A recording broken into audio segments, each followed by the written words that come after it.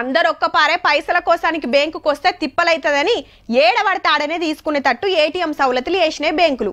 అట్లనే క్యాన్లల్ల నీళ్లు నింపుకోవోతట్టు any time water మిషన్లు వచ్చినాయి. ప్లాస్టిక్ తోని వాతావరణం ఖరాబైతది. గా తక్లీఫ్ తప్పిస్తానికి ఏటీఎం లెక్కనే పైసలు వేయంగానే జూట్ సంచులు వచ్చే మిషన్లు పెట్టిండ్రు ఆడాడ. అచ్చం గిది సుతాసుంటిదే, కాకుంటే ఏమిస్తుంది అనేదే అసలు ముచ్చట. ఏటీఎంల గురించి చెప్పి పిండిగిరిని చూపిస్తారేందనుకునేరు. అది ఏటీఎంఏ, అట్టుట్టిది కాదుల్లో బియ్యం ఇచ్చే ఏటీఎం. అట్లెట్లొస్తాయంటారా?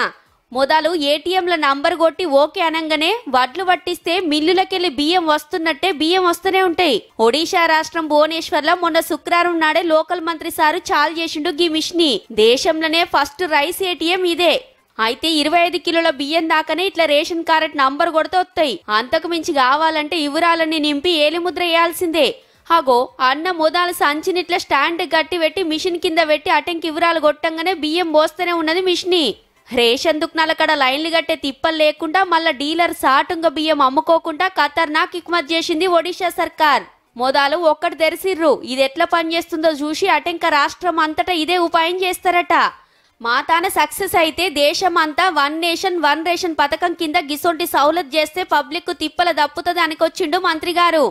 కానీ ఏమన్నున్నదా, మన తాన సుతగ్గి ఇకమతి చేస్తే డీలర్ ఎప్పుడిస్తాడో అని ఎదురు చూడాల్సిన పని లేదు. ఆలస్యంగా పోతే అయిపోయినాయి అంటాడన్న బుగులుండది.